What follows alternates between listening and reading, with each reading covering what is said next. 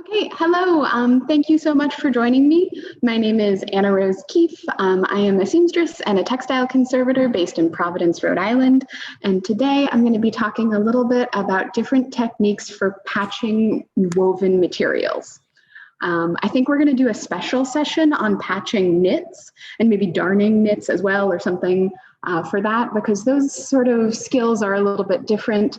Today, I just want to talk about what to do if you've got a woven, something like jeans, something like a blanket or a coat, maybe a quilt, and what are some safe ways to deal with holes that won't create more problems down the line, and that you can use to keep some of your favorite clothes going during the pandemic. So I've got an instruction sheet that I will make available, but I've also got this little sampler here, and each of these represents a different step in the process. So where I want to start is in this top corner to talk about different types of damage. When you're looking to patch a hole, the first thing you have to do is you have to evaluate your hole.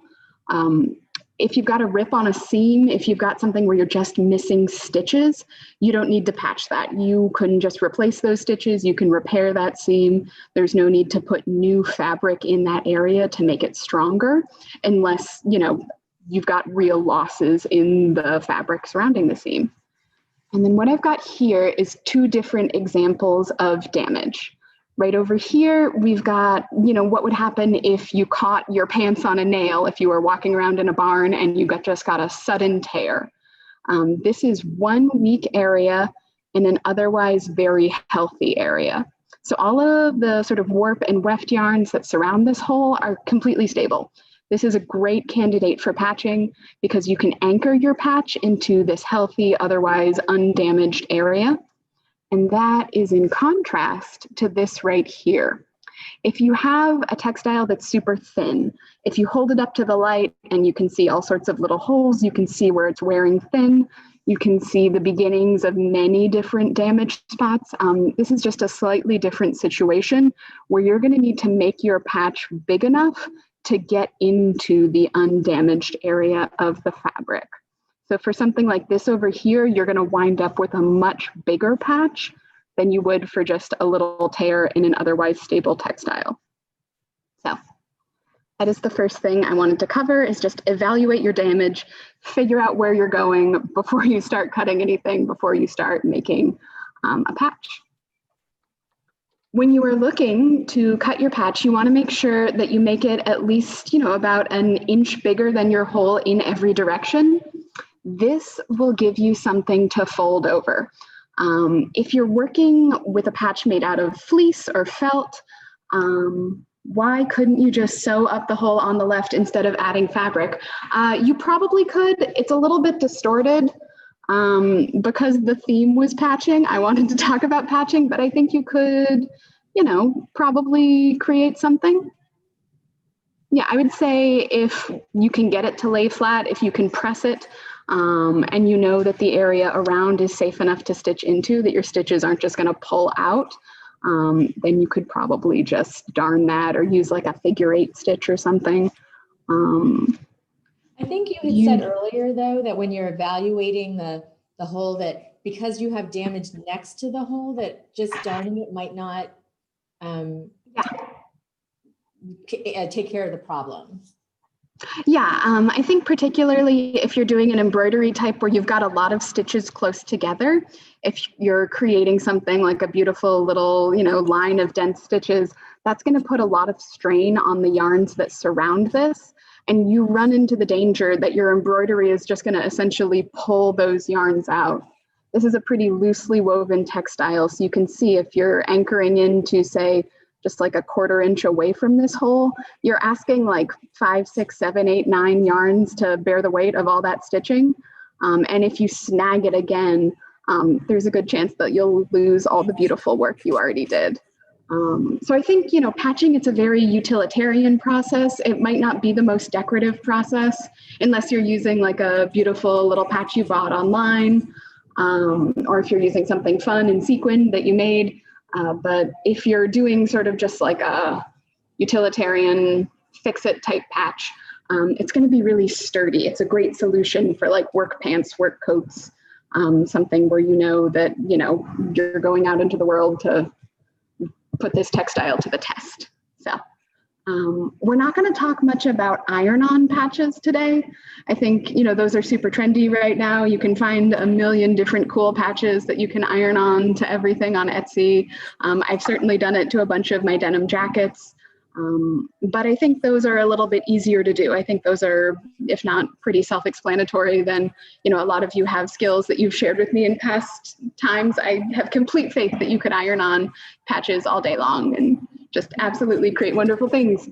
So I'm going to talk more just about the sewing techniques. So, and they use some stitches that will be useful in embroidery, but they are not themselves really embroidered patches. So, for creating a patch, you want to match the weight of your patching material and the weight of your sewing thread to the weight of the thing you're repairing. If you have like a super lightweight sheer like dress or something, and you put a giant heavyweight patch on that, it can feel great. It can feel like you've put a really stable repair on there. But the heavyweight patch will sort of shift around as you wear it, and it will yank itself out of your lighter weight material. So you are just going to wind up with more damage in the long run if you pick something that's more stable than your original patch. So if you have to make a choice, it's always better to go on a little bit of the lighter side, to reach for maybe all-purpose thread or fine thread instead of buttonhole thread or something that might feel like you're going to make a repair that lasts forever, but in the long run will just wind up with you having to redo this repair. So. For these two right here, I've got an example of putting a patch on so that it goes opposite to your grain line versus putting a patch on so that it matches your grain line. All of your woven textiles have a warp and a weft. Essentially, they're just made on a grid. And if you match that grid up, if you keep those yarns going in the same direction, it's gonna sort of disappear, particularly if you try to match the pattern, versus if you do a patch that is opposite. This would be a patch on the bias. So all of the yarns are running diagonally here versus straight of grain in the background textile. And if you want to make a patch that stands out, if you want to do something decorative, I would definitely say you should play around with the way that you put it on. But if you want it to disappear, you want it to be sort of as flat as possible, then it makes a lot of sense to match the grain. So, does the diagonal make it stronger? The diagonal kind of makes it weaker, I think. It keeps it from laying flat, so it's not really doing what it's supposed to do. It's sort of always going to be rubbing against it. It's always going to be abrading it. It's always going to be sort of cooking up something weird inside that patch. So I, you know, left this unpinned so we could then take this patch away and just talk about it, because I don't see, if you want to do something decorative, I think this works, but I don't think it really works from a functional, sort of straightforward perspective. So, thank you. Yeah. If you want to skip the step of hemming your patch, you can find a fold material or a felt material or even fleece, which can be a really good patching material. I think we'll talk about this later when we talk about knits. My Aunt Janet normally joins us for the sewing circle. She is not here today, but she is queen of patching kneecaps on your pants with fleece because it does stretch. And so if you're always sort of bending over, you're always stretching that knee area, you might want a material that kind of stretches with you, and fleece can really get you that. But essentially, when you're deciding if you need to hem your patch, find your fabric and kind of pull on the corner of it. If you're not getting loose threads coming off, if it's sort of staying all in the weave structure, all in the knit structure, you don't have to hem it. If you're taking your woven material and you're sort of pulling on the edge and you're getting more and more threads each time until you have a bunch of threads on the bottom, this is something you need to hem. This is something where you're going to need to press each corner over. I did sort of a generous 1/4 inch, maybe, right in between a 1/4 and a half. If you do too much, you're going to need to cut it away in step 5. If you do too little, you sort of are asking, again, 3 or 4 yarns to bear the weight of all this patch, and it might fall apart if you throw it in the washing machine 10 times. You might be setting yourself up to have to redo this in a year or so. So there are 2 basic types of patches that I want to talk about. The overhand patch, which goes on the top of the fabric, and the underhand patch, which goes on the bottom of the fabric. So you can see right here, this is a patch that is stitched on halfway. So this is sitting on the top of the fabric, and then over here, that's a patch that's sitting on the bottom of the fabric. They look pretty similar. It's kind of just the choice you want to make. I kind of like the overhand patch because I think it adds a little bit more stability, but the underhand patch is a good option too. When you are attaching your patch, I always pin it in place. I want to keep it straight of grain so my eye doesn't sort of stop on it. I don't want it to shift when it works. So I'm a big advocate for pinning it. And then you have some choices as to what stitches you use when you're attaching. I did this side over here just using very, very tiny whip stitches. So they are just small stitches that run parallel to the edge of the patch. They're sort of straight up and down on the front of the fabric, and they're little diagonals on the back. So those, if you have pretty good sort of color match between your thread and your textile, those kind of just disappear. Over here, I secured my patch with a ladder stitch.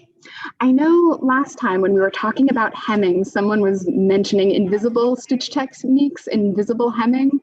And the ladder stitch is a pretty good solution for joining 2 pieces of textile together invisibly.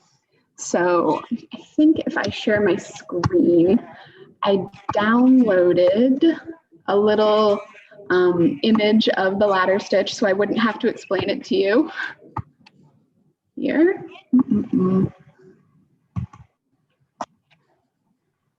So this is a ladder stitch.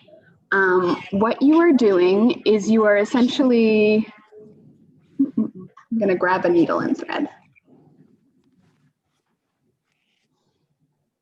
So you are making 1 stitch into the edge of the patch. Did you start on the outside or did you start on the inside so that your end isn't hanging out on the outside? I would secure this to the underside of the fabric. I don't have any thread on my needle. I'm just going to show you the path of my needle without thread, but I would absolutely start on the underside so I could secure my knot down there. So you're going to make 1 stitch into the edge of that patch. I'm going to stop sharing my screen so that I will be bigger again, so that this can be bigger again. 1 stitch into the edge, and then follow that up by stitching right next to the patch into the ground. So you're going to have a path that runs on the underside into the folded area of the patch, and then it's just going to look like running stitches on the back. Does that make sense? I can demonstrate with thread if that would be easier. Can you show the pattern again? Yes, sure. Let's share screen again. It seems like it would be a pretty strong stitch. Yeah, I think that's a great one. And that's also really useful if you're repairing a seam, say in a winter coat. If you wind up with those rips in the armhole, a ladder stitch is going to be a great solution for repairing that. Even like side seams and like a straight skirt or something, a wool pair of pants. A lot of these, this can be a good one if you just need to repair like 3 or 4 damaged inches in an otherwise really healthy seam. You can kind of just get in there and make these stitches. It helps to keep them loose when you start if you're repairing a seam, and to then pull it tight and you'll just watch that seam close right before your eyes. That can be nice and satisfying. I've used that. I had a pair of leggings where I had just like about an inch it separated on the seam, on the inside seam. And I'd seen that and I'd never used it before. And I did get quite a kick out of actually doing it and then pulling it and seeing it all match up together. Yeah, I think it could be such a good thing to have in your wheelhouse. You can just. Yes. And I've used it quite a few times since then. It's really versatile. Yeah, and it can help you attach your patches individually, which is great. And Pat, I see you there. Hello. You said you close your knitting this way as well, seams and knits. Yeah, I don't know if you can hear me, but can you hear me? Yes. Okay. When I was trying to match up some seams for a little sweater I was making for my grandson, they taught me at the knit shop to do it that way. And you just pull it together and it's nice, clean seam. So it's like when you said ladder stitch, I said, that looks familiar to me. Yeah, that can also be really good if you have something where you know you want like the stripes to match up, but they're just not working. You can do it by hand and you can use the ladder stitch to create like a little bit more tension in some areas and a little less tension in other areas, particularly if you have a stretchy fabric or a knit, you can sort of have a little more control than say if you were to just put one on top of the other and trust that they were lined up and stitch them.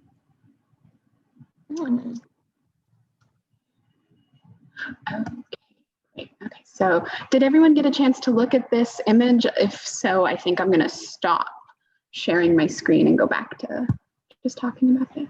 Yeah.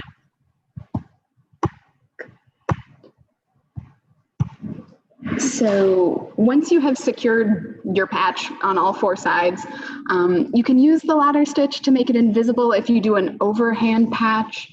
Over here, I showed you with the underhand patch, there's no way to make it invisible if you are attaching this. I did a ladder stitch along this top edge and you can see those running stitches on this side. It's invisible on this side, but it's not invisible on this side. So that's one of the reasons why I like the overhand patch a little bit more, because this is slightly more invisible if you don't have a good thread match. If you're using a pattern textile, you know, I can't change my thread every 2 inches over here. I kind of just picked a color and went with it. And there's no way to just completely hide it. But once you've attached it on one side, you need to deal with the other side. You need to deal with kind of the damaged area. And so I've done half of this. What we're going to do is we're going to cut away the damaged area and then fold over the excess area to create just like a little hem. And then you're going to wind up with a fully secured back, no raw edges, everything is stitched down, and a fully secured front, no raw edges, everything is stitched down. So that's going to be really secure. It is a little traumatic because you do have to cut away the thing you're trying to repair.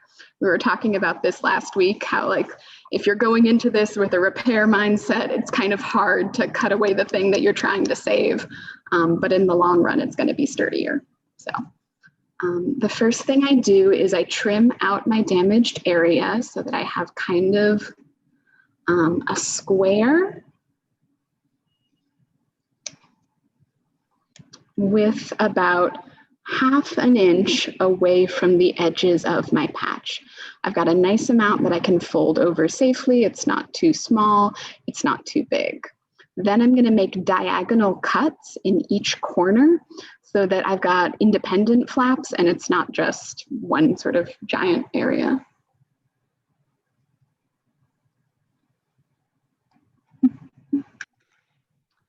So now I've got these nice little flaps that I can kind of peel back, and I'm going to fold them under and pin them into place.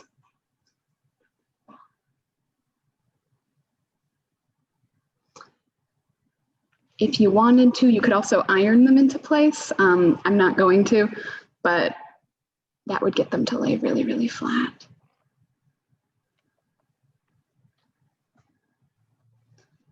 So there's one side secured. And then that's that folded under and pinned into place.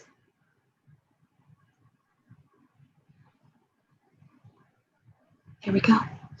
In a lot of older objects, say you've got a circular hole on the back, you'll see the patch attached in a square, and you'll see them kind of just fold under the bare minimum so that it'll look like a circle inside of a square. You can do that. I like the symmetry of just square and square, but again, if this is a moment where you have like a decorative idea, where you have an aesthetic you're going for, there is no reason why you need to match my square and square.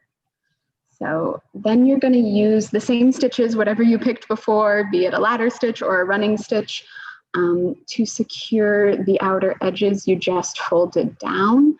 And I've already done it on these two sides, where I think I've used a ladder stitch in both cases. And what you wind up with is a seam allowance around the outer edge. This thing in the center, this is the patch that you added. This is your original textile. You've essentially cut away all of the weak area, and you're just left with what is stable. So if you did it with an overhand patch, that would involve cutting and folding on the back, like we did right there. If you did it with an underhand patch, it kind of just looks like you added a window into your textile. But those are the basics of patching right there. Did you use the same stitches on the underhand one as you did on the over? Yes, in both cases I used both stitches. This is a whip stitch over here, that's the ladder stitch over here. And then on this one, I used the whip stitch down at the bottom and the ladder stitch on the sides. And I haven't made my stitches very big. I think, you hear like 2 millimeters tossed around or something. That might be a bit small. But you can see I've done a bunch of tiny stitches. The idea is if you make giant, say like 1/4-inch stitches, and you're using this on like a work coat or jeans, they might get caught and they might tear. And if you have like a really weak textile with really large stitches in it, there's a good chance it's going to be yanked out if you're living an exciting, adventuring life. So. Which we all are. Yeah, you are talking about sashiko, Japanese style running stitches over the damaged area. I want to do a special day on that, and I will figure out a way to get you guys sashiko needles and thread. That is an amazing technique that Guy has mentioned. It comes from the Edo period of Japan, where people were not allowed to embroider sort of large-scale motifs on their own garment. And they created, sort of fishermen, people who were doing repair work, created this beautiful repair style called boro, where they build up stitches, all of which I think are about smaller than a centimeter, into patterns, into designs, and they join additional textiles to the back.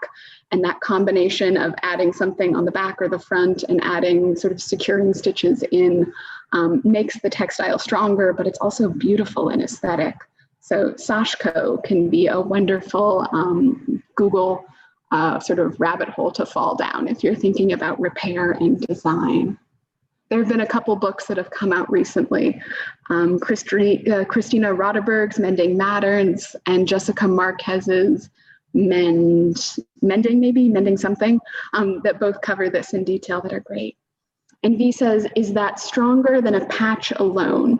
It depends on what you're working on. If you have something that is threadbare, where if you hold it up to the light, you see many different weak areas, you could create a giant sashiko patch that would be really, really strong.